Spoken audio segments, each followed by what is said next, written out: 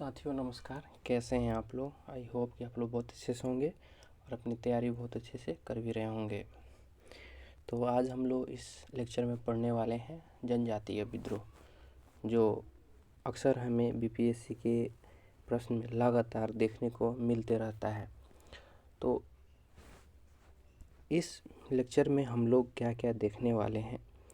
एक तो सबसे पहले आप देखिएगा कि विद्रोह की स्वरूप पे बात की जाती है, कारण पे बात किए जाते हैं, उनके विफलताओं पे बात की जाती है, कमियों पे बात की जाती है।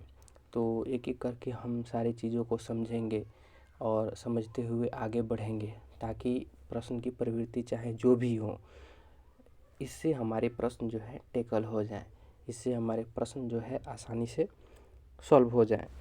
तो चाहे जो भी प्रश्न हो वे इनके इर्द गिर्द ही रहेंगे। तो हम लोग एक एक करके कारणों पे चर्चा करेंगे, हम लोग जो है स्वरूप पे चर्चा करेंगे, हम लोग जो है उसकी असफलता पे चर्चा करेंगे। तो इस तरह हम लोग आगे बढ़ते चलेंगे और एक अच्छा भूमिका और एक अच्छा निष्कर्ष के साथ हम लोग परिणाम देखते हुए आगे बढ़ेंगे। और हम देखेंगे कि विगत वर्ष में जितने प्रश्न पूछे गए हैं इन्हीं के इर्द गिर्द ही पूछे गए हैं। तो चलिए देर नहीं करते हैं, हम लोग शुरू करते हैं, क्योंकि समय का अभाव आपके पास भी है, आपको भी क्विक रिवीजन करना है। और एक चीज़ और, अगर आप कहीं से नोट्स नहीं बना पाए हैं तो आप इनका नोट्स बना लें, ये सफिशिएंट है आपके लिए। तो चलिए शुरू करते हैं हम लोग। तो विशेष करके हम लोग को जो पढ़ना है या हम लोग जो पढ़ेंगे वे दो आंदोलन पे या दो विद्रोह पे जो है विशेष ध्यान रखते हुए पढ़ेंगे। एक है संथाल और एक है बिरसा आंदोलन। अब विगत वर्ष के प्रश्न जो देखिएगा उसमें संथाल और बिरसा एक क्रम वाइज देखिएगा। एक वर्ष जो है संथाल पूछा गया है तो एक वर्ष जो है बिरसा पूछा गया है। ऐसे जो है अल्टरनेट करके हमेशा पूछे जाते रहे हैं, चाहे प्रश्न जो है लघु उत्तरीय हो या चाहे दीर्घ उत्तरीय है। मतलब एक प्रश्न जो है पूछे जाते रहे हैं, एक इसमें और एक इसमें, हमेशा ऐसे आपको देखने को मिल ही जाएगा। तो इसलिए इसको हल्का में नहीं लेना है। अगर आप इसको कवर कर लेते हैं तो यकीन मानिए आपका एक सेगमेंट जो है पूरा हो जाता है इतिहास का। ठीक है, तो चलिए शुरू करते हैं। तो आप प्रश्न देखिएगा कि कई बार ऐसे ही पूछ लिया गया है कि जनजातीय विद्रोह के स्वरूप पर चर्चा करें या उनके कारणों पर चर्चा करें या उनकी प्रकृति कैसी थी इस पे चर्चा करें, या मतलब ऐसे बोलेगा कि जनजातीय विद्रोह पे चर्चा कीजिए और किसी एक विद्रोह को जोड़ देगा अंतिम में कि उस विद्रोह पे प्रकाश डालें। तो इस तरह के प्रश्न टैकल करने से पहले आपको एक नज़र में जो है साधारण मत से बताना पड़ेगा कि जनजातीय विद्रोह जो उस दौर में हो रहे थे उनके क्या क्या कारण थे। ठीक है, तो चलिए पहले केवल हम लोग जनजातीय विद्रोह सभी को एक सम्मिलित रूप में देख लेते हैं और फिर एक एक करके देखेंगे। आप देखिएगा कि जब 1764 का जो दौर है उसके बाद ब्रिटिश साम्राज्य जो है धीरे धीरे अपना विस्तारवादी नीति जो है अपना लेता है और इस क्रम में वह सामाजिक, आर्थिक, राजनीतिक हर प्रकार से अपने अनुकूल जो है प्रभाव छोड़ना शुरू कर देता है। और इस विस्तारवादी साम्राज्य नीति के अंतर्गत वे लोग सबसे पहले तो आर्थिक शोषण करना शुरू करते हैं। और आप देखिएगा कि जो ब्रिटिश कॉलोनी शुरू होती है वो कलकत्ता की तरफ से शुरू होती है। बिहार उससे कहीं दूर नहीं था बल्कि संलग्न था और नियर बाई था। तो क्या होता है कि धीरे धीरे उनका जो जैसे ज़मींदारी प्रथा है, चाहे जो भी नियम कानून बन रहे थे, धीरे धीरे उनका प्रचार प्रसार जो है इन क्षेत्रों में होना शुरू होता है, विस्तार होना शुरू होता है। भारत का जो ये क्षेत्र है इसमें बिहार अपना जो है, बिहार के दक्षिणी भाग जो आज की डेट में राजस्थान, सॉरी आज की डेट में झारखंड है। तो आज के डेट में जो झारखंड है उसमें जो राजमहल मैं बोलना चाहता था, गलती से मुंह से राजस्थान निकल गया था। जो राजमहल का क्षेत्र है, तो वहाँ तक का जो विस्तारवादी जो क्षेत्र था, वे लोग जनजातीय क्षेत्र थे। वे लोग अपना जो है प्रशासन, अपना कल्चर, अपना रहने का सब खुद ही डिसाइड करते थे। यहाँ तक कि आम जनमानस का भी उसमें कोई हस्तक्षेप नहीं था, और वे लोग मतलब उनसे काफ़ी अलग थलग रहते थे। लेकिन जब क्या होता है कि जब ब्रिटिश साम्राज्य जो है विस्तार करता है, तो तरह तरह के हथकंडे अपनाए जाते हैं। धीरे धीरे इन ब्रिटिश नीतियों का पहुंच कहाँ तक होता है, इन क्षेत्रों में भी होने लगता है। यानी जो जनजातीय क्षेत्र है उसमें भी होने लगता है। उनके वन संसाधनों में वे लोग एंट्री करने लगते हैं। उनसे वे लोग बेगार के लिए जो है मजबूर करते हैं, मारते पीटते हैं। और उनके जो पारंपरिक व्यवस्था है, जैसे उनके पंचायती सिस्टम जो थे, उनके जो मतलब कल्चरल जो सिस्टम थे, तो उनमें ये लोग जाके हस्तक्षेप करने लगते हैं। और जो ब्रिटिश लोग तो कर ही रहे थे, बाहरी लोग भी जो हैं उनमें शामिल होने लगते हैं। कैसे, किस फॉर्म में? तो अब ज़मींदार के फॉर्म में, साहूकार के फॉर्म में उनके संपर्क में आना शुरू हो कर देते हैं। इससे क्या होता है कि जनजाति लोग जो थे, वे लोग काफ़ी जो है मतलब एक शंका के भाव से देखना शुरू कर देते हैं, और भय की दृष्टि से देखना मतलब शुरू कर देते हैं। और इस तरह से धीरे धीरे क्या होता है, उनके मन में असंतोष भी फैलने लगता है कि भाई हमारी जो परंपरा से चली आ रही सिस्टम में, उसमें इतना परिवर्तन क्यों हो रहा है। और क्या होता है कि इसके साथ ही वे जब जब असंतोष फील करते हैं, या किसी प्रकार का जो है ऐसी मतलब बातों को फील करते हैं जो उनके अनुकूल नहीं है, तो वे छोटे छोटे विद्रोह करना शुरू कर देते हैं। इसी बात को यहाँ पे लिखा गया है कि बिहार के जनजातीय क्षेत्रों में ब्रिटिश सत्ता के विरुद्ध कई जो है चुनौती संगठित होने लगते हैं। कुछ ब्रिटिश सत्ता के विस्तार के बीच में ही शुरू हो गए थे, और इसके कुछ स्थापना के बाद जो है शुरू होते हैं। ब्रिटिश सत्ता का जो है विस्तार दक्षिणी बिहार, जो अब झारखंड में है, के पठारी क्षेत्र, यानी जो जनजातीय क्षेत्र जिसका मैंने आपको जिक्र भी किया, का विस्तार जो है 1765 के आरंभ के बाद होता है। इसके फलस्वरूप क्या होता है कि स्थानीय जो जनजाति हैं उनके मन में जो है विरोध की भावना जगने लगती है। इसके अतिरिक्त अन्य क्षेत्रों में जो गैर जनजातीय लोग हैं, उनके आ जाने से और बस जाने से स्थानीय आबादी जो है, यानी जो जनजातीय लोग हैं, वो प्रभावित होने लगते हैं। इनमें देखिए कि भूमि हस्तांतरण या साहूकारों की आर्थिक शोषण नीति, सामाजिक जीवन में आ रहे परिवर्तन से जनजातीय लोगों के मन में क्या होता है, शंका की भावना उत्पन्न हो जाती है। उन्हें अपनी संस्कृति और आर्थिक स्थिति का विनाश जो है नज़र आने लगता है। नए जो आगंतुक हैं, जिन्हें दिकू, वर्ड याद रखिएगा, बार बार प्रयोग होगा इसका, जिन्हें दिकू कहा जाता है, उनके प्रति जो है मन में विरोध उत्पन्न होने लगता है। तो आपने देखा कि किस प्रकार से है जनजातियों के मन में एक विरोध उत्पन्न हुआ। जैसे ब्रिटिश लोग गए, वैसे ही दिकू लोग एंट्री किए। उनके मन में जो है उनके संस्कृति और आर्थिक जो है स्थिति को लेके ये उत्पन्न होने लगता है कि अब हमारी जो आर्थिक स्थिति है वो भी नष्ट होने वाली है, और हमारी जो संस्कृति है वो भी नष्ट होने वाली है। तो इस तरह से वे लोग क्या करते हैं कि ब्रिटिश जो शासन है उसके प्रति मन में एक विरोध का भावना केंद्रित करने लगते हैं। जो सभी जो परिवर्तन हुए उसके कारक तत्व कौन लोग थे? ब्रिटिश थे। ठीक है। अंत में क्या होता है कि अंग्रेज और दिकुओं के विरुद्ध जनजातीय लोग क्या करते हैं कि एक विरोध करना शुरू कर देते हैं। जिस क्षेत्र के लोग प्रभावित हुए, उस क्षेत्र के लोग विरोध करना शुरू कर दिए। ठीक है। तो जनजातियों ने एक के बाद एक कई विद्रोह कर दिए। अपने शौर्य, बलिदान और राष्ट्र प्रेम के परिचय में वे लोग इस प्रकार का विरोध करते जा रहे थे। समय समय पे जो है ब्रिटिश साम्राज्य के नींव वे लोग हिला रहे थे। आप कभी भी कोशिश करें, ये तो एक भूमिका हो गया इसका, ठीक है। आप कोशिश करें कि जब भी आप अगर आंसर राइटिंग कर रहे हैं तो मैप का सहारा ज़रूर लें। आप मैप ज़रूर दिखाएं कि किस क्षेत्र में ये सारी गतिविधि हो रही थी। इससे अच्छा मतलब इफ़ेक्टिव राइटिंग होता है। हालांकि इस पे भी हम लोग करेंगे, एक दो कॉपी देखेंगे, लिख के कि कैसे मतलब हम लोगों को लिखना चाहिए। ठीक है, अभी तो ये मतलब समझिए कि एक स्टडी मटेरियल है जिस पे हम लोग चर्चा कर रहे हैं। तो देखिए कारण क्या क्या रहे, अगर आपसे पूछता है कि जनजातीय विद्रोह के पृष्ठभूमि पे चर्चा करें या प्रकाश डालें या कारणों पे, तो ये सारी चीज़ें जो है एक ही है। कारण हो गया चाहे मतलब पृष्ठभूमि हो गया, ये दोनों एक ही बात होता है, अलग अलग नहीं होता है। तो अब देखिएगा कि ब्रिटिश द्वारा जो है जनजातीय क्षेत्रों में वन संसाधनों का जो है अति दोहन शुरू हो जाता है, जिसके कारण जो जनजातीय लोग हैं वो विरोध करते हैं।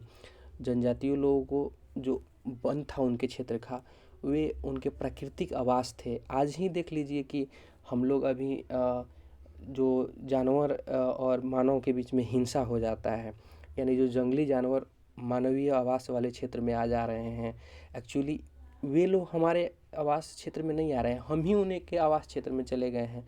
जंगल की अधिक कटाई हो गई है, उनके आवास कम पड़ रहे हैं, वे हमारे क्षेत्र में आ जाते हैं, आए दिन संघर्ष होते रहता है।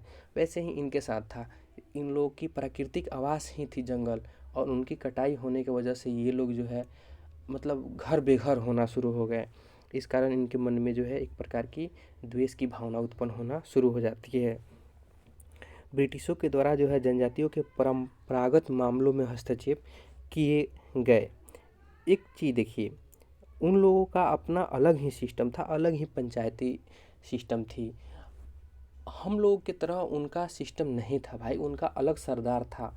वे लोग अपना खुद का निर्णय रखते थे, वे लोग अपना खुद का कल्चरल मतलब जो है सिस्टम डेवलप किए हुए थे।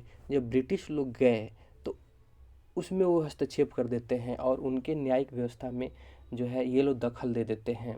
तो इस प्रकार उनके मन में असंतोष उत्पन्न हो जाता है। ठीक है, ब्रिटिश ने जनजातीय क्षेत्रों में नई प्रशासनिक नीतियों को लागू कर दिया, जिन्होंने जनजातियों पर गहरे असंतोष का जो है प्रभाव छोड़ दिया, क्योंकि जनजातियों को इन नीतियों के साथ संतुलन बना पाना इतना भी पॉसिबल नहीं है कि भाई मतलब जो मतलब साधारण समाज से संपर्क में नहीं है, उस समाज पे ब्रिटिश लोग क्या करते हैं कि नई नई प्रशासनिक नीति को थोप देते हैं। अब ये जनजाति लोग उसे समझ ही नहीं पाते हैं। कई बार तो ऐसे देखने को मिलता है कि वे लोग समझे ही नहीं और उनको सज़ा हो गया। तो इस प्रकार से क्या होता है कि उनके मन में गहरा असंतोष होने लगता है, वे उस नियम कानून के साथ संतुलन ही नहीं बना पाते हैं। जो लोग मतलब जंगली क्षेत्र में रहे हैं, उस आवास में रहे हैं, उन्हें पेड़ काटने पे प्रतिबंध लगा दिया जाए, तो आज की भी डेट में ऐसा होता है, तो अगर प्रतिबंध लगता है तो वे लोग नहीं झेल पाते हैं। तो उन दिनों की तो बात ही कुछ और है। तो इस तरह से होता क्या है कि वे लोग धीरे धीरे अंग्रेज़ों के प्रति अपना अलग ही मतलब मानसिकता तैयार कर लेते हैं और उनके प्रति जो है एकदम बिगुल फूकने को तैयार हो जाते हैं। ईसाई धर्म प्रचारकों को जनजातीय क्षेत्रों में ईसाई धर्म जो है यहाँ पे प्रचार होगा, प्रचार करने की अनुमति दे दी जाती है, जिसके पश्चात वे लोग क्या करते हैं, बलपूर्वक जो है धर्मांतरण करने लगते हैं। परिणाम स्वरूप क्या होता है, जनजातीय लोग ईसाई धर्म प्रचारकों के विरुद्ध एक विरोध आरंभ कर देते हैं। देखिएगा कि जैसे ही ईसाई मिशनरी भारत में आता है, उनको जनजातीय क्षेत्रों में जो है धर्म प्रचार करने का अनुमति दे दिया जाता है। ये लोग क्या करते हैं कि बलपूर्वक जो है धर्म परिवर्तन करने लगते हैं, जिससे जनजातीय लोग जो है भड़क उठते हैं और वे विद्रोह कर देते हैं। आज भी अगर आप एक आंकड़ा उठा के देखिए, तो जहाँ जहाँ जनजातीय क्षेत्र हैं वहाँ वहाँ पे देखिएगा कि आपको ज़्यादा जो है क्रिश्चियन कम्युनिटी मिलेगा। क्यों? क्योंकि ये उस समय बलपूर्वक जो है धर्मांतरण कराया गया था। ठीक है, वास्तव में ब्रिटिश जो है जनजातीय क्षेत्रों को एक श्रमिक वर्ग में देखते थे और वे श्रम का सृजन करना चाहते थे, श्रमिक वर्ग का सृजन करना चाहते थे। जो ब्रिटिश लोग थे वे इन जनजातियों को एक श्रमिक वर्ग के रूप में देखते थे और श्रम उनसे उत्पादन करना चाहते थे। ठीक है, और कुछ नहीं। तो इसलिए वे उन पे फोर्स भी लगाते थे काम कराने के लिए, बगार भी कराते थे उनसे। ब्रिटिशों के द्वारा जनजातीय क्षेत्रों में यह घोषणा कर दी गई कि विकास कार्य हेतु जनजातीय जो भूमि है उनका अधिग्रहण अनिवार्य कर दिया गया, जैसे कि पुलिस स्टेशन, रेलवेज आदि। ठीक है। तो ब्रिटिश द्वारा घोषणा कर दी जाती है कि जो जनजातियों की भूमि है उसे भी अब ले लिया जाएगा यदि ज़रूरत पड़ता है तो, यानी विकास कार्य करने के लिए अगर ज़रूरत पड़े तो हम जनजाति लोगों की भी भूमि ले लेंगे, यानी रेलवे के काम करने के लिए या पुलिस स्टेशन या किसी प्रकार की वैसी सुविधा जो मतलब उसको गवर्नमेंट को ज़रूरत हो, तो वे जनजाति लोग की भूमि ले लेंगे और लेते भी हैं। जिसके कारण क्या होता है कि जनजातियों के मन में गहरा असंतोष पैदा हो जाता है, क्योंकि वे लोग भूमि मतलब उनकी एक अलग ही तौर तरीका है घर बसाने का, रहने का, और गांव की गांव उजाड़ दिए जाते हैं। इस प्रकार जो है मतलब आज भी मतलब अगर सोचा जाए कि किसी गांव को उजाड़ दिया जाए तो कौन व्यक्ति कहाँ जाएगा। हमारी संवेदनाएं एक जगह से जुड़ी हुई होती है। हम और कहीं कुछ नहीं देखते हैं तो सोचते हैं हम अपने गांव लौटते हैं, अपने घर लौटते हैं। तो अगर जनजातियों के साथ ऐसा हो रहा है तो सोचिए कहीं ना कहीं मतलब उनके मन में कितना बड़ा असंतोष होगा। तो वे लोग जो है विरोध करने पे उतारू हो जाते हैं। ब्रिटिशों द्वारा जनजातियों के शराब उत्पादन पे भी कर लगा दिया जाता है। अब देखिए कितना सोचने वाला बात है कि शराब का उत्पादन स्वयं जनजाति लोग कर रहे हैं, पी भी जनजातीय लोग रहे हैं, और उस पे कर आके बाहर से जो है ब्रिटिश सरकार लगा दे रही है। तो ये उन लोगों को अच्छा नहीं लगता है और उनके मन में जो है एक आक्रोश पैदा हो जाता है। इसमें तीसरा किसी व्यक्ति का हस्तक्षेप होना भी नहीं चाहिए था, क्योंकि ये तो शराब उत्पादन तो आज की भी डेट में, आज़ादी के इतना साल बाद भी है, जनजातियों का अपना आंतरिक मामला है। तो ये कहीं ना कहीं उन लोग पे जो इम्पोज किया गया कर, ये कर जो है जनजातियों के लिए असहज हो गया और वे लोग विरोध करना शुरू कर देते हैं। भेदभावपूर्ण जो है प्रशासन, आर्थिक जो व्यवस्था थी, इन विद्रोह का जो है विस्तार हुआ उसमें अति महत्वपूर्ण भूमिका निभाता है। अब भेदभावपूर्ण क्या, मान लीजिए जैसे साहूकार लोग जो थे, जो जमींदार लोग थे, उनके पक्ष में जो है हमेशा प्रशासन खड़ी रहती थी, जनजातीय लोगों के साथ जो है अन्याय होते रहता था। ये चीज़ें जो हैं कहीं ना कहीं असंतोष पैदा करते गई जनजातियों में। ब्रिटिशों ने जनजातीय क्षेत्रों में झूम खेती पर प्रतिबंध लगा दिया। परिणाम स्वरूप जनजातियों ने ब्रिटिशों का विद्रोह किया, जो विद्रोह का एक कारण बना। झूम खेती जो सदियों से चलती आ रही थी जनजाति लोगों में, उस पे जब ब्रिटिश लोग आते हैं तो उस पे प्रतिबंध लगा देते हैं और क्या करते हैं, जमींदारी प्रथा उसमें इम्पोज करना शुरू कर देते हैं। नए नए तरह के जो है पॉलिसीज उस पर मतलब अध्यारोपित कर देते हैं, कर लगा देते हैं। अब इससे जनजातीय लोगों में क्या होता है कि असंतोष पैदा हो जाता है। महाजनों, जमींदारों का जनजातीय क्षेत्रों में प्रवेश जो है जनजातीय विद्रोह का कारण बन जाता है। जो महाजन साहूकार लोग थे वे जनजातीय क्षेत्रों में जाते हैं, धीरे धीरे अपने षड्यंत्र के तौर पे उसे क्या करते हैं, जनजातीय लोगों की ज़मीन भी हड़प लेते हैं और उन्हें धीरे धीरे जो है कर्ज में डुबो भी देते हैं। तो इस प्रकार क्या होता है कि जो जनजाति लोग थे वो कंगाल भी हो गए और शोषित भी होने लगे। ब्रिटिशों ने जनजातीय क्षेत्रों में खुटकर्ती प्रथा को जो है प्रतिबंध कर दिया और खुटकर्ती प्रथा के जगह पे क्या है जमींदारी सिस्टम वगैरह लाने लगे। आप जानते हैं कि खुटकर्ती जो प्रथा है ये सामूहिक अधिकार से संबंधित है। ठीक है, वास्तव में जो सामूहिक संपत्ति का अधिकार है उसको ब्रिटिश गवर्नमेंट जो है निजी संपत्ति के अधिकार के रूप में परिवर्तित कर देना चाहती थी। तो इतने सारे कारण हैं, 12 लगभग मैंने कारण आपको बता दिए। ये कारण लिखने के लिए कम नहीं है, आप इसको अगर नोट करें तो बहुत अच्छा होगा। कभी भी जनजातीय विद्रोह के कारण पूछे जाएं तो आप इनको लिखें, ये सफिशिएंट है, मोर देन एनफ है। इससे ज़्यादा कारण क्या ही लिखे जा सकते हैं। अगर आप लिखिएगा तो आप देखिएगा कि ये एक पेज नहीं, एक से अधिक पेज में जाएगा, और इतना अधिक तो मुझे नहीं लगता है कि लिखने की ज़रूरत है कारणों को, क्योंकि केवल कारण नहीं लिखने होंगे। पूछेगा तो केवल कारण ही नहीं पूछेगा, उसके साथ और सारी चीज़ें भी पूछेगा, बट इतना मैंने आपको बता दिया, ये बहुत ज़्यादा है।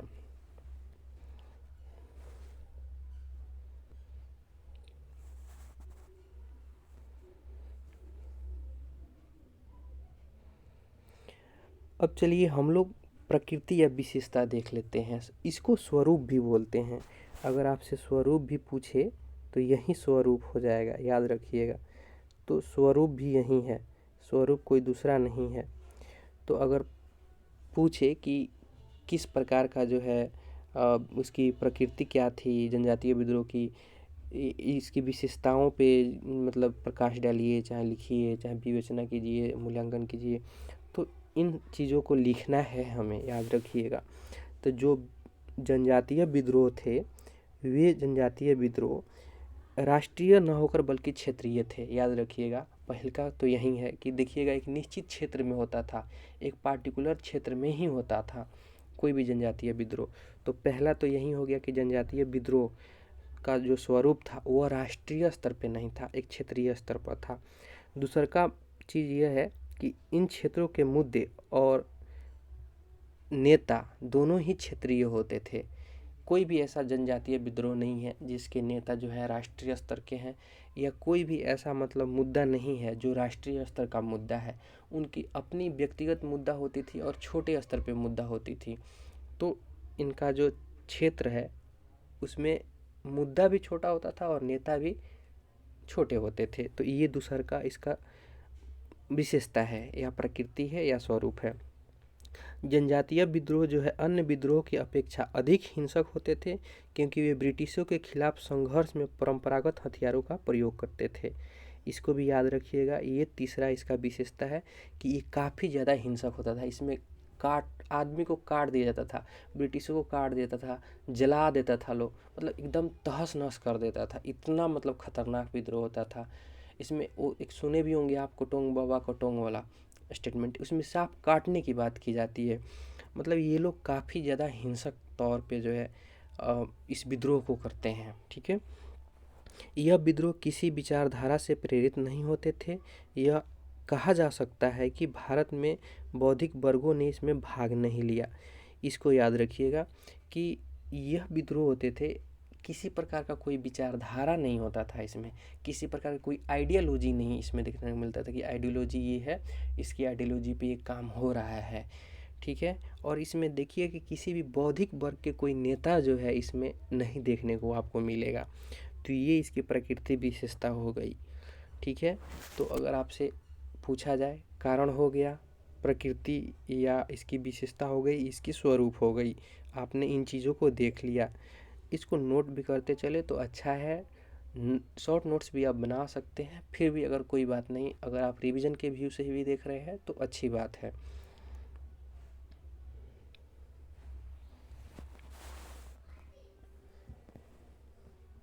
आप देखिए कि अधिकतर जो जनजातीय विद्रोह थे वो मसीहावादी प्रवृत्ति में थे।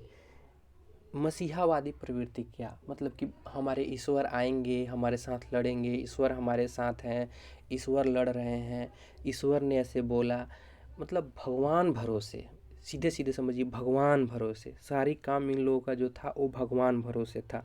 तो अधिकतर जो जनजाति लोग थे वे मसीहावादी विचार पे ही निर्भर करते थे।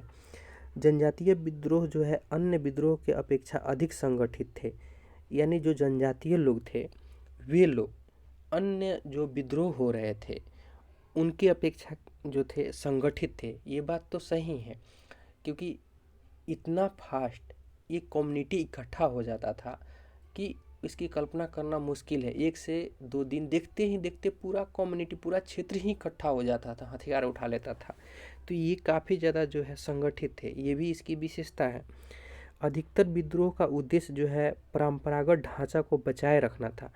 इसमें आप देखिएगा कि जो विद्रोह हो रहे थे, लगातार कई विद्रोह आपको देखने को मिलेगा। मुंडा हो या हो मतलब ताना भगत हो, चाहे जो भी संथाल, जो भी विद्रोह हो रहे थे, इन लोगों में एक मूल कंसेप्ट यही था कि ये सभी लोग अपने जो परंपरागत ढांचा है उसको बचाने की कोशिश कर रहे थे। ठीक है, यहाँ तक आई होप कि आप समझ लिए होंगे। तो कारण और जो प्रकृति या विशेषता है या स्वरूप है, इसमें तो कोई दिक्कत नहीं होगा। चलिए आगे देखते हैं। अब एक पार्टिकुलर विद्रोह पे हम लोग चर्चा करते हैं। ये जनजातीय विद्रोह पे तो ओवरऑल हमने देख लिया कि हमें क्या लिखना है। अब हमें देखना है एक स्पेशल संथाल विद्रोह। ठीक है, एक एक करके इस पे भी हम लोग चर्चा कर लेंगे। ठीक है, आई होप कि अगर जो आपको कंटेंट जो मैंने दे रखा है अच्छा लग रहा हो, तो मैं चाहूँगा कि आप दोस्तों के बीच में शेयर करें। और जो है नए हैं तो हमारी भी थोड़ी लालच है कि सब्सक्राइब ज़रूर कर लें। चलिए आगे देखते हैं हम लोग। तो इसकी भूमिका आप देखिए एक बार। ठीक है, संथाल विद्रोह 1857 के क्रांति से पहले ब्रिटिश नीतियों के खिलाफ एक जो है सशक्त प्रतिक्रिया थी। वास्तव में संथाल अपने क्षेत्रों में ब्रिटिश और दिकुओं का हस्तक्षेप रोकना चाहते थे। वास्तव में संथाल विद्रोह की शुरुआत 1854 में भी हो गई थी, परंतु इसका विस्तार 1855-56 में हुआ था। ठीक है, इसको याद रखिएगा। ये जो लीडर हैं भाई साहब लोग, सिधो और कान्हो, इसके जो है नेतृत्व करता है। तो ये एक भूमिका हो गई इसकी। ठीक है, अब इसमें कारण है, अब चाहे या पृष्ठभूमि बोलिए, मैं बार बार बोल रहा हूँ, शब्द मैं आपको बताऊंगा सब, बाकी शब्द आप पकड़ लीजिएगा कि हाँ, प्रश्न देख के कि अगर मान लीजिए पृष्ठभूमि पूछा है तो क्या लिखना है, कारण पूछा है तो वही चीज़ें लिखना है, स्वरूप पूछा है तो क्या लिखना है, विशेषता पूछा है तो क्या लिखना है, आलोचना जहाँ पूछेगा तो कमी लिखना है। ये सारी चीज़ें मैं बताऊंगा एक एक करके। ठीक है, तो इसका कारण क्या क्या लिखेंगे। अगर हमसे संथाल विद्रोह पूछा जाएगा और उसका कारण पूछा जाएगा तो हम क्या क्या उसमें चर्चा करेंगे। ठीक है, उसको आप देखिए एक नज़र में। तो सबसे पहला कारण नंबर 1 कि नई कर व्यवस्था संथाल विद्रोह का मुख्य कारण बनी। जो नई कर व्यवस्था लाई गई संथालों पे, वे उनका जो है विद्रोह का मुख्य कारण थी। ये आप लिखिएगा पहला पॉइंट में। ब्रिटिशों ने संथाल क्षेत्रों में खुटकटी प्रथा को जो है प्रतिबंध कर दिया। इसका अर्थ था कि सामूहिक संपत्ति के अधिकार अब निजी संपत्ति के अधिकार में तब्दील कर दिए गए। जो ब्रिटिश लोग थे वे खुटकटी प्रथा को जो है प्रतिबंध करते हैं और उसके जगह पे जो है निजी संपत्ति के अधिकार को लागू कर देते हैं। खुटकटी प्रथा जो था वो कैसा था, एक सामूहिक अधिकार था, सभी लोग मिल के उस पर खेती करते थे, जबकि उसको जो है प्रतिबंधित कर दिया गया। नई प्रशासनिक व्यवस्था लागू किया जाना संथाल जनजाति के लिए गहरे असंतोष का कारण बन जाता है और वे लोग ब्रिटिश का विरोध करना शुरू कर देते हैं। ठीक है, लगभग आप देखिएगा कि जो पीछे हमने देखा था जनजातीय विद्रोह में, वही कारणों में से हेर फेर होते रहेंगे, क्योंकि लगभग सभी के पास समान कारण ही थे। ठीक है, थोड़ा बहुत अलग अलग कारण मिलेंगे आपको। ब्रिटिशों और दिकुओं ने मिलकर संथालों के संसाधनों का अति दोहन करना शुरू कर दिया। उन लोगों के लिए जो संसाधन अति प्रिय था और वे लोग उसको बरसों से संजोए रखे थे। दिकु लोग और ब्रिटिश लोग मिलके क्या करते हैं, उनका जो है अति दोहन करने लगते हैं। ठीक है, संथाल क्षेत्रों में रेलवे के निर्माण ने भी इन्हें प्रभावित कर दिया। संथालों को ब्रिटिशों द्वारा बेगार करने के लिए मजबूर किया गया, जिससे ब्रिटिशों ने उनकी भूमि को भी हड़प लिया रेलवे कार्य के लिए। जब रेलवे का विस्तार हो रहा था तो आप देखिएगा कि संथालों से ज़बरदस्ती बेगार कराया जाता है और साथ ही साथ उनके भूमि को भी जो है हड़प लिया जाता है। इस प्रकार जो है संथालों में काफ़ी ज़्यादा जो है असंतोष फैल जाता है और वे लोग जो है विरोध करने के लिए उतारू हो जाते हैं। ईसाई मिशनरियों के धार्मिक नीतियों ने संथालों के बीच जो है गहरा असंतोष जो है उत्पन्न कर दिया। परिणाम स्वरूप उन्हें ब्रिटिश के खिलाफ विरोध करना शुरू कर दिया। वास्तव में ब्रिटिशों ने संथाल क्षेत्रों में बांटो और राज करो की नीति लागू करने की कोशिश की थी। ईसाई मिशनरी जो था, वे लोग क्या करते हैं कि मतलब बलपूर्वक जो है उनका धर्मांतरण करते हैं, जिसके खिलाफ जो संथाल लोग थे उनका जो है मतलब गुस्सा फूट निकलता है बाहर और वे लोग जो है विद्रोह कर देते हैं इनके खिलाफ। उस समय अगर तत्कालिक कारण देखें, जब ये 1855-56 में ये विद्रोह हो रहे थे, तो उस समय के तत्कालीन कारणों में देखिएगा तो एक रेलवे में तो ज़बरदस्ती जो बेगार कराए जा रहे थे वे था, और संथालों द्वारा जो है एक दरोगा की हत्या कर दी जाती है। ये दो कारण जो थे तत्कालिक कारण थे, जिसके कारण जो है संथाल विद्रोह हो जाते हैं। तो ये संथाल विद्रोह के कारण, अगर आपसे प्रश्न में कहीं भी पृष्ठभूमि पूछे संथाल विद्रोह का या कारण पूछे तो आपको इनका चर्चा जरूर करना है। ठीक है, अब देखिए कि इसका प्रारंभ और विस्तार कैसे होता है। तो इस पे एक नज़र देख लेते हैं हम लोग कि संथाल विद्रोह का मतलब क्षेत्र विस्तार कैसे होता है और कैसे कैसे आगे बढ़ता है संथाल विद्रोह। संथाल विद्रोह की शुरुआत जो है 1854 में बहुत छोटे स्तर पे प्रारंभ होता है। 1855 में ब्रिटिशों के द्वारा रेलवे का निर्माण भागलपुर से जो है राजमहल तक किया जा रहा था। उन कार्यों में जो है संथालों से बेगार करने के लिए मजबूर किया गया। ठीक है, इसके पश्चात दो लोग जो है फेमस है, सीधो और कानो, एक सभा का आयोजन करते हैं। इस सभा में 400 गांव के जो है 6000 संथाल भाग लेते हैं। इस सभा में सीधो ने कहा कि ठाकुर जी ने हमें आदेश दिया है कि हम ब्रिटिशों के खिलाफ युद्ध करें। ठाकुर जी देख रहे हैं यहाँ पे भी मसीहावादी कॉन्सेप्ट आ रहा है। तो ये लोग मसीहावादी कॉन्सेप्ट पे ही चलते थे ज़्यादातर। ठाकुर जी ने हमें आदेश दिया है कि हम ब्रिटिशों के खिलाफ युद्ध करें। 1855 में संथाल अपने चरम स्थिति पर पहुंच गया। इसका जो है यहाँ पे विस्तार यहाँ इसका विस्तार जो है भागलपुर, राजमहल, सिंहभूम, बीरभूम, मुंगेर आदि क्षेत्रों में होने लगा। यानी धीरे धीरे ये विद्रोह फैलने लगा। ठीक है, इसके पश्चात जो है सीधो और कानों के नेतृत्व में जो है 60,000 संथाल देखते ही देखते इकट्ठा हो जाते हैं। संथालों ने इस विद्रोह के दौरान बड़े पैमाने पर आक्रमण शुरू कर दिए और ब्रिटिश प्रशासनिक निकायों जैसे डाकघरों, पुलिस स्टेशनों, रेलवे लाइनों पर जो है आक्रमण कर दिया। ठीक है, तो आप देखिए 2-3 चीज़ इसमें मैंने दिखाने की कोशिश की कि एक तो मसीहावादी कॉन्सेप्ट था और इतना तीव्र विस्तार लेता था, हिंसक तो था ही। और दूसरी बात है कि देखिए 6000 से कब 60,000 हो गए पता ही नहीं चला, इतना जल्दी मतलब जो है ग्रो कर गया।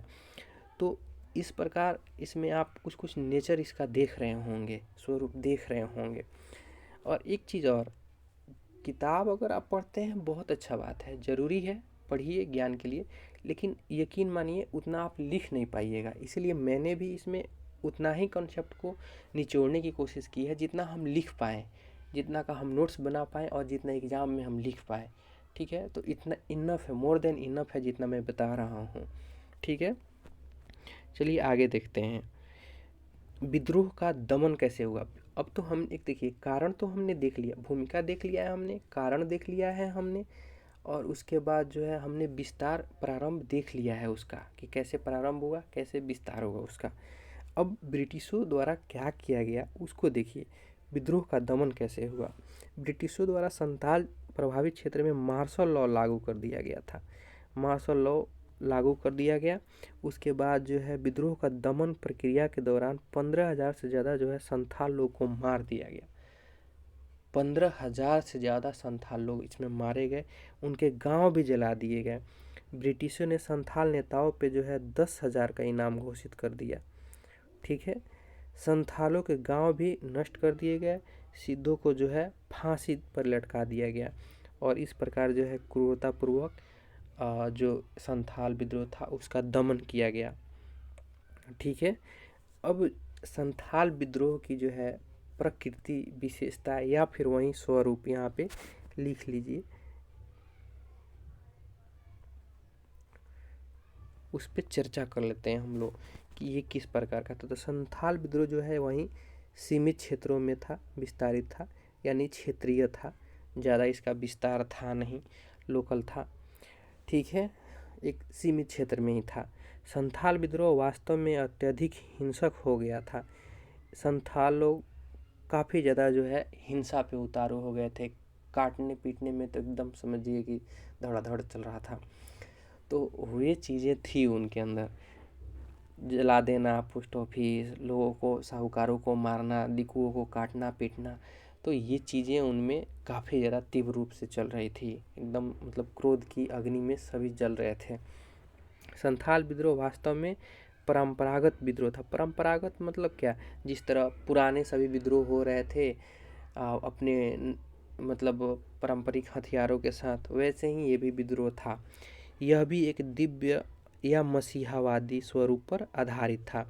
मैंने आपको जैसे दिखाया कि किस प्रकार उन्होंने बोला कि हमें ठाकुर जी ने कहा है कि हम मतलब ब्रिटिशों के विरुद्ध युद्ध करें, तो कहीं ना कहीं ये कॉन्सेप्ट जो है मसीहावादी कॉन्सेप्ट दर्शाता है।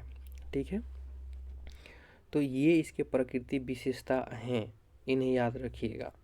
ठीक है, तो संथाल में हमने अभी तो क्या क्या देखा, एक अच्छा सा भूमिका देखा, उसके बाद हमने उनके कारणों पे चर्चा किया, उसके बाद हमने उसके विस्तार प्रारंभ देखा, उसके बाद हमने एक एक करके जो है प्रकृति जो है स्वरूप देखा, उसके बाद जो है विद्रोह का एक दमन भी देखा हमने कि किस प्रकार दमन किया गया था।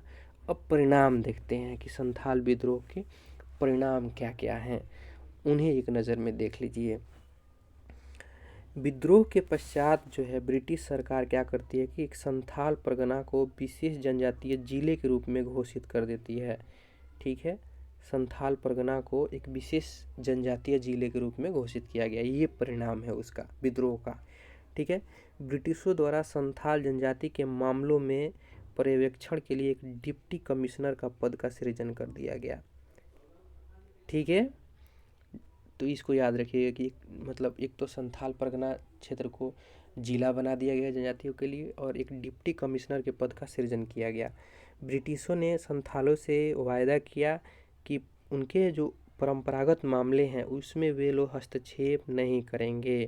ठीक है, ये भी उनका वादा था। ये परिणाम रहे, कुछ और भी परिणाम रहे। संथाल विद्रोह भारत में जो है अन्य विद्रोहों के लिए एक प्रतीक बन गया।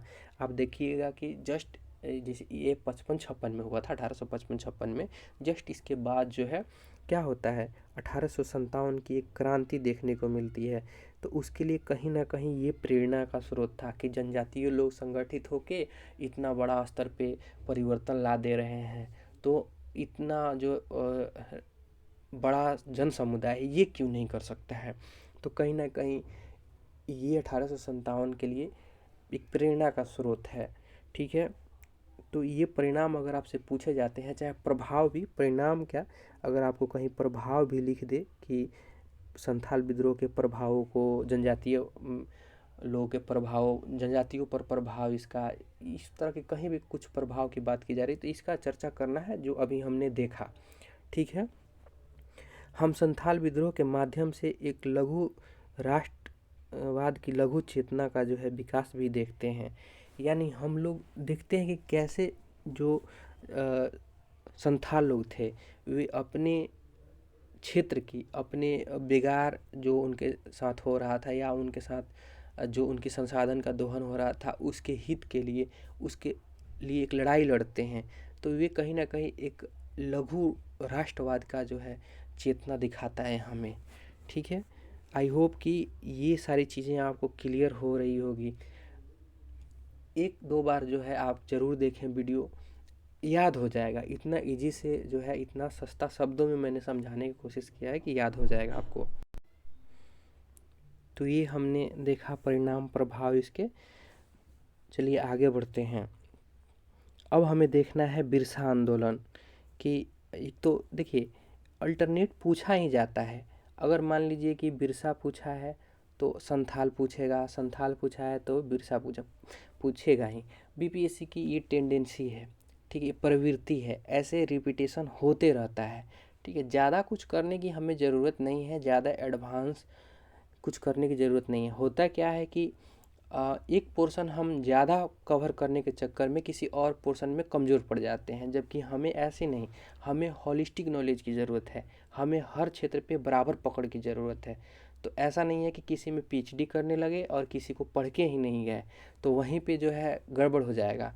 अगर मान लीजिए कि हम सभी क्वेश्चन को टैकल करेंगे तभी जाके हमारा कुछ होने की संभावना है, वरना अगर एक प्रश्न छूटता है तो वो तो स्वाभाविक सी बात है कि वहाँ 0 मार्क्स लेके आ रहे हैं। अगर आप कुछ भी उसमें लिखते हैं तो आप एक प्रश्न खूब अच्छा से भी लिख देंगे तो ये होगा कि अधिक से अधिक 2-3 नंबर अच्छा मिल जाएगा आपको किसी प्रश्न में, किसी के रेस्पेक्ट में।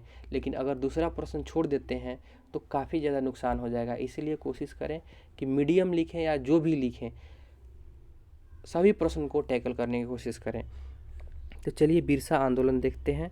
और ये याद रखिए, हमने जो कंटेंट दिया है ये इनफ है। ऐसा नहीं है कि किताब में बहुत सारी चीज़ें लिखी हैं तो हमें बहुत सारी चीज़ों को लिखना ही लिखना है, नहीं, ऐसा नहीं है।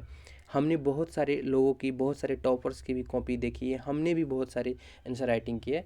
ऐसा नहीं है कि मतलब हमें कुछ इतना ज़्यादा उसमें भारी भरकम वर्ड्स लिखने हैं कि मतलब एग्जामिनर समझे कि हम पढ़ के आए हैं। नहीं भाई, अगर ऐसे कुछ लिखेंगे, साधारण भी लिखेंगे, इस तरह से लिखेंगे आप, मतलब अलग अलग अच्छा से, मतलब फॉर्मेट देके, पॉइंट बाय पॉइंट देके, तो अच्छा रहेगा और अच्छा स्कोर भी आएगा।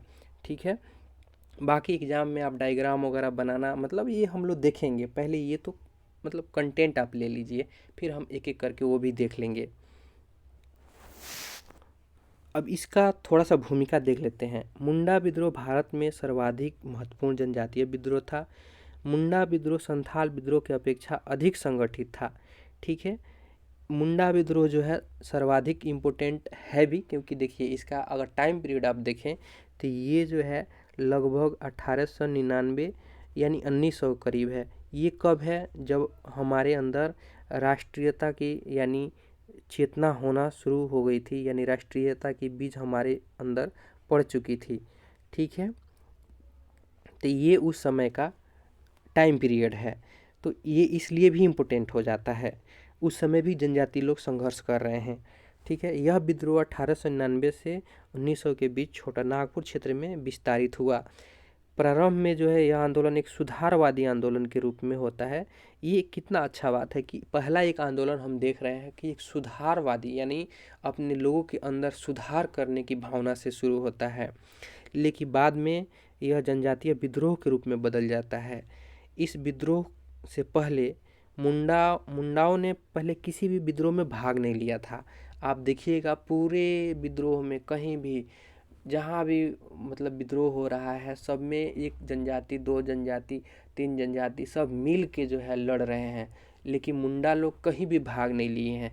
ये एक पहला ऐसा विद्रोह है जिसमें मुंडा जनजाति भाग लेता है। ठीक है। परंतु जब ब्रिटिश और डीकुओं ने मुंडाओं के आंतरिक मामले में हस्तक्षेप करना शुरू कर दिया तो जो ये मुंडा लोग हैं ये क्या करते हैं? विद्रोह करना शुरू कर देते हैं। ठीक है। ये इसकी एक भूमिका है। ठीक है। अब हमें एक चीज़ और है, जब आप प्रश्न देखेंगे पिछले ईयर का तो उसमें कई बार आपसे पूछ देता है कि मुंडा विद्रोह और बिरसा के व्यक्तित्व पर प्रकाश डालें, या मतलब बिरसा का व्यक्तित्व कहीं ना कहीं घुमा फिरा के प्रश्न में पूछ लिए जाते हैं। ठीक है। तो हम जो है बिरसा का व्यक्तित्व भी एक बार देखने की कोशिश करेंगे कि जो बिरसा था उसका व्यक्तित्व कैसा था और इस आंदोलन में वो किस तरह से संलग्न था। एक्चुअली इस मुंडा विद्रोह को बिरसा विद्रोह के नाम से भी, या बिरसा आंदोलन, या उलगुलान के भी नाम से जानते हैं, महान हलचल के भी नाम से जानते हैं। तो ये आप याद रखिएगा। ठीक है। मैं आपको बता दूं, हालांकि जो ये आंदोलन है केवल बिरसा के नाम से नहीं जाना जाता है। ठीक है। ये मुंडा विद्रोह के नाम से भी जाना जाता है, तो इसको याद रखिएगा। उलगुलान के नाम से भी जाना जाता है। ठीक है। तो ये अलग अलग नाम है, तो कंफ्यूज नहीं होना है। हालांकि इतना आप जानते ही होंगे, यहाँ तक पहुँचे हैं तो। बिरसा मुंडा का जन्म जो है 1875 में रांची में हुआ था। 20 वर्ष की अवस्था में ही बिरसा जो है मुंडा जनजाति के नेता बन जाते हैं। इन्हें अन्य नाम जैसे धरती अब्बा, याद रखिएगा, पीटी में भी कई बार फैक्ट के रूप में पूछ लिया जाता है। धरती अब्बा का मतलब क्या? पृथ्वी के रक्षक के रूप में जाना जाता है, या महान उलगुलान यानी महान हलचल के रूप में भी जाना जाता है। ये सब क्या है? ये बिरसा के नाम हैं। ठीक है। याद रखिएगा। बिरसा मुंडा धार्मिक प्रकृति के एक एकेश्वरवादी थे। एकेश्वरवादी का मतलब क्या हुआ? कि एक ईश्वर को मानने वाला। ठीक है। एक ईश्वर को मानने वाला, याद रखिएगा। एक ईश्वर को मानने वाला, एकेश्वरवादी थे ये। ठीक है, बिरसा को जो है आयुर्वेद का बहुत अच्छा ज्ञान था। ऐसा माना जाता था कि लोग उसके पास जो है उनके पास अपना बीमारी लेके जाते थे और वे आयुर्वेद की मदद से जो है लोगों को काफ़ी ज़्यादा जो है स्वस्थ कर देते थे, जिसके कारण लोग इन्हें चमत्कारी पुरुष के रूप में देखते थे, इन्हें ईश्वर के रूप में देखते थे। और इनका प्रभाव इतना है कि आज भी लोग जो है इनको पूजते हैं। ठीक है, तो इन्हें आयुर्वेद का एक मतलब अच्छा खासा ज्ञान था। बिरसा मुंडा विभिन्न प्रकार के मतलब बिरसा मुंडा के ऐसा नहीं है कि केवल मुंडा लोग ही अनुयायी थे, अन्य जो जनजाति थे वे लोग भी इनके अनुयायी थे। इर्द गिर्द में काफ़ी जो है मतलब लोग इनसे प्रभावित थे। यह उल्लेखनीय है कि बिरसा मुंडा प्रारंभ में ब्रिटिश के विरोध नहीं थे, ब्रिटिश लोग के ये विरोध में नहीं थे आरंभ में। उन्हें केवल एक सुधारक के श्रेणी में रखा जाता है। यहाँ पे शुरुआती दौर में क्या होता है कि बिरसा जो है ब्रिटिशों के विरोध में नहीं थे, वे बस तो समाज में अपने जो लोग थे उसमें एक सुधार देखना चाहते थे। वे स्वयं को क्या कृष्ण के अवतार घोषित करते हैं, याद रखिएगा, वे स्वयं को कृष्ण के अवतार बता देते हैं। उन्होंने कहा कि सिंह बोंगा ही हमारे ईश्वर हैं। एक एकेश्वरवादी कॉन्सेप्ट लेके आते हैं और बोलते हैं कि जो सिंह बोंगा है वही हमारे ईश्वर हैं, और सभी लोग जो हैं वे क्या करें, सभी मुंडा सिंह बोंगा का जो है आराधना करें, पूजा करें। ठीक है, बिरसा मुंडा जनजातियों लोग में नैतिक मूल्यों को जो है उत्थान करना चाहते हैं और उन्हें शिक्षा देना चाहते हैं। ठीक है, उन्हें शराब का उपभोग पर प्रतिबंध लगाने की जो है नसीहत देते हैं कि लोग जो जनजातीय लोग हैं वे शराब का उपभोग नहीं करें, शराब का सेवन नहीं करें। तो आप देखिएगा कि इनका कॉन्सेप्ट पहले कैसे है, पहले तो मतलब खुद को कृष्ण का अवतार बताते हैं। दूसरा बात यह है कि मतलब ये एकेश्वरवादी कॉन्सेप्ट लेके आते हैं, बोलते हैं कि हमारे जो ईश्वर हैं सिंह बोंगा, उनकी सभी लोग आराधना करें। मुंडाओं में जो है एक नैतिक मूल्यों का उत्थान करना चाहते हैं। वे शराब पर जो है पाबंदी लगाना शुरू करते हैं कि लोग शराब नहीं पिएं। बिरसा मुंडा वास्तव में जो है ब्रिटिश शिक्षा और शासन से अनभिज्ञ नहीं थे, यानी क्योंकि ये देखिएगा कि जर्मन मतलब मिशनरी स्कूल से पढ़े लिखे भी थे। जो ब्रिटिश नीति है, रूल है, शासन है, इसको ये अच्छे तरह से समझते हैं, पूरे कॉन्सेप्ट पूरा स्ट्रक्चर को जो है अच्छे तरह से जानते थे बिरसा। ऐसा नहीं था कि ये ब्रिटिश जो रूल नियम है, कानून है, उससे अनभिज्ञ थे, पढ़े लिखे थे, अच्छे युवा थे। बाद में कुछ समय बाद जो है ये वैष्णव संत हैं एक आनंद पांडे, उनके सानिध्य में बिताया, यानी ये अपना एक गुरु जो है आनंद पांडे को बनाते हैं। और आनंद पांडे कौन है, तो वैष्णव संत हैं। ठीक है, आनंद पांडे। बिरसा की मृत्यु जो है 9 जून 1900 को रांची में हो जाती है। ठीक है, तो फिर वही बात मैं बोलना चाहूँगा एक बार कि ज़्यादा चीज़ें फैक्ट मतलब हमें लाने की ज़रूरत नहीं है, हमें कोशिश करनी इतना ही है कि हम उतना ही चीज़ों पे फोकस करें जो जितना हम लिख पाएँ। ठीक है, तो अगर मान लीजिए कि हम कोशिश करेंगे किताब पढ़ने के लिए, तो वे तो छापने के लिए इतने ज़्यादा मटेरियल हैं कि वे लोग छाप देंगे, लेकिन हमें एग्ज़ाम में उससे कितना प्रॉफिट होने वाला है ये तो मैं नहीं जानता। मुझे लगता है कि मैंने जितना लिखा है उतना सफिशिएंट है, आप इसको रिवीजन करें, ये मतलब मोर देन इनफ होगा लिखने के लिए। ठीक है, अब कारणों पे चर्चा कर लेते हैं कि मुंडा विद्रोह के क्या क्या कारण थे। ठीक है, देखिए किसी भी मेंस अगर आप पढ़ रहे हैं तो किसी भी विद्रोह या आंदोलन हो या सत्याग्रह हो, कुछ भी हो, हम लोग यहाँ से जो भी देखेंगे उसमें कारण, प्रभाव, स्वरूप, मतलब भूमिका, निष्कर्ष, ये सारी चीज़ों पे ज़रूर फोकस करने की कोशिश करेंगे, क्योंकि यही सारे चीज़ तो हैं जो क्वेश्चन बना के हमसे पूछे जाते हैं एक से अलग अलग फॉर्मेट में। ठीक है, तो पहला जो है कारण देखिए, वास्तव में मुंडा जो है विद्रोह ब्रिटिश नीतियों के परिणाम थे। ठीक है, ब्रिटिश ने मुंडा क्षेत्र में नई प्रशासनिक नीति लागू कर दी है। ये प्रशासनिक नीति जो है भेदभाव पे आधारित थी। मुंडाओं ने उन नीतियों का विरोध किया, परिणाम स्वरूप जो मुंडाओं का है विद्रोह शुरू हो जाता है। चीज़ें वही हैं, आपने जनजातीय विद्रोह में भी देखा, संथालों में भी देखा, मुंडाओं में भी देखा। थोड़े बहुत एक दो पॉइंट इधर उधर हो जाते हैं। अगर आपको मान लीजिए जनजाति याद है तो आप उसे संथाल भी लिख सकते हैं, अगर आपको जनजाति याद है तो उसे आप मुंडा भी लिख सकते हैं। कुछ ज़्यादा इधर उधर नहीं लिखना है हमें, उन्हीं से पॉइंट जो है इधर उधर करके हमें लिखना है।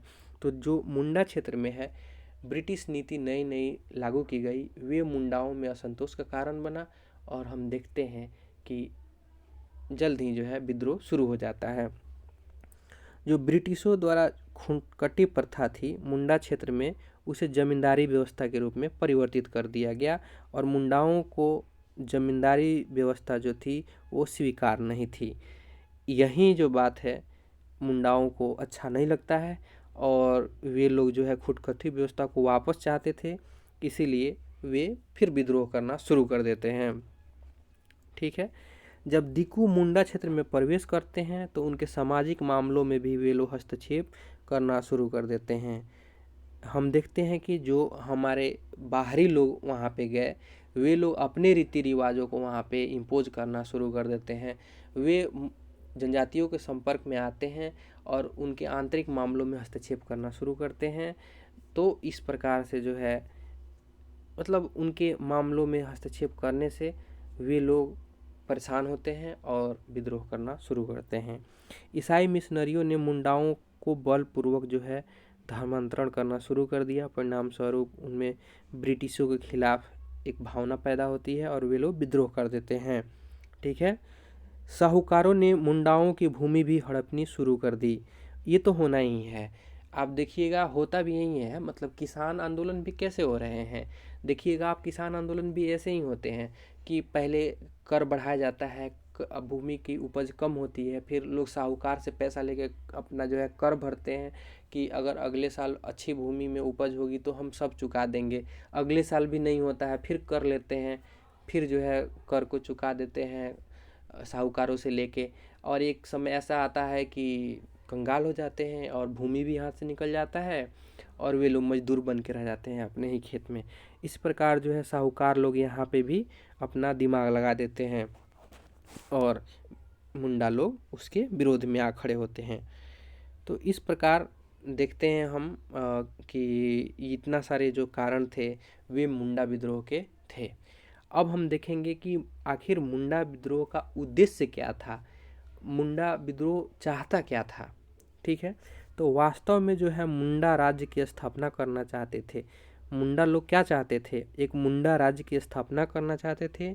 उनका कहना था कि हम संपूर्णता के साथ ब्रिटिश सरकार की खात्मा चाहते हैं, यानी ये लोग भी कहीं ना कहीं स्वतंत्रता चाहते हैं, ब्रिटिश सरकार को हमेशा के लिए ख़त्म करना चाहते हैं। मुंडा साम्राज्य की स्थापना करने के लिए वे हिंसा का समर्थन करते हैं, यानी वे काट मार पे उतरते हैं। आप वो नारा तो सुने ही होंगे, कटोंग बाबा कटोंग, साहेब कटोंग, रानी कटोंग वाला, यानी साहेब को काट दो, रानी को काट दो, सबको काट दो, इनका यहाँ तक का नारा निकल के आता है। यानी ये लोग मुंडा राज की स्थापना करने के लिए हिंसा का समर्थन करते हैं। वास्तव में बिरसा मुंडा जो है कल्याणकारी, एक मुंडा कल्याणकारी राज्य की स्थापना करना चाहते हैं। ठीक है, आई होप कि इस बात को आप लोग समझ पा रहे होंगे कि ये लोग करना क्या चाहते हैं कि ब्रिटिशों को हमेशा से यहाँ से हटा के अपना स्वयं का राज यानी स्वशासन दिख रहा है इसमें। थोड़ा सा देखिए कॉन्सेप्ट, हो सकता है ऐसे भी प्रश्न आपसे पूछ दे। कहीं ना कहीं ये अपना स्वशासन स्थापित करना चाहते हैं, एक वेलफेयर स्टेट यानी एक कल्याणकारी राज्य की स्थापना चाहते हैं। ठीक है, इसलिए इसका उद्देश्य इम्पोर्टेंट है, याद रखिएगा। इनका उद्देश्य इसलिए भी इम्पोर्टेंट हो जाता है, तो आप इसको मतलब याद रखिएगा कि ये लोग क्या चाहते हैं, इनका उद्देश्य क्या है। अब इसका विस्तार हम लोग देख लेते हैं कि इसका आरंभ कैसे होता है, इसका विस्तार कैसे होता है। मुंडा विद्रोह की शुरुआत जो है 1893 ईस्वी में शुरू हो जाती है।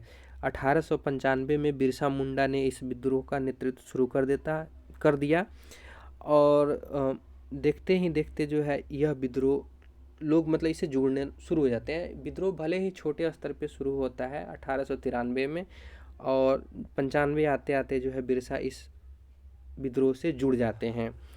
एक छोटे से विरोध के पश्चात जो है 24 अगस्त 1895 को बिरसा को जो है गिरफ्तार कर लिया जाता है, परंतु उन्हें ब्रिटिशों के द्वारा जो है 25 दिसंबर 1897 को छोड़ दिया जाता है, रिहा कर दिया जाता है।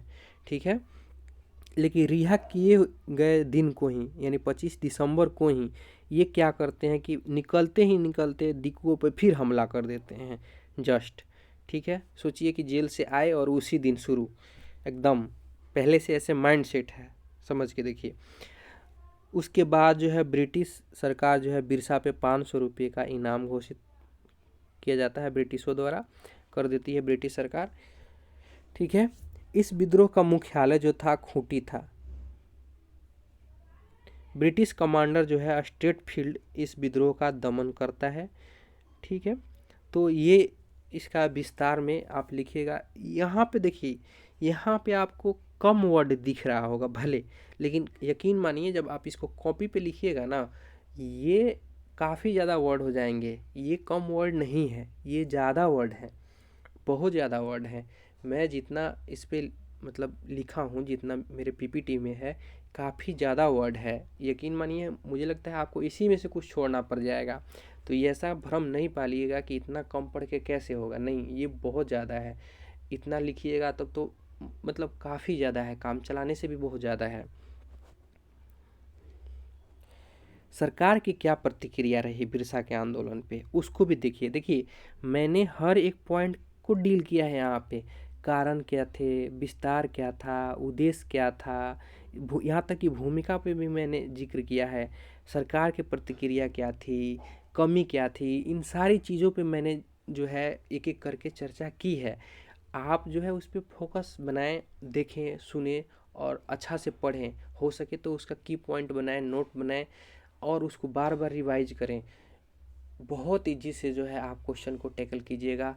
प्रीवियस ईयर भी अगर देखिएगा तो इससे आराम से जो है सॉल्व हो जाएगा, क्योंकि हमने पूरे जो है प्रश्न देख के ही इसको तैयार किया है, और मे भी जो प्रश्न बनेंगे भी इन्हीं से बनेंगे।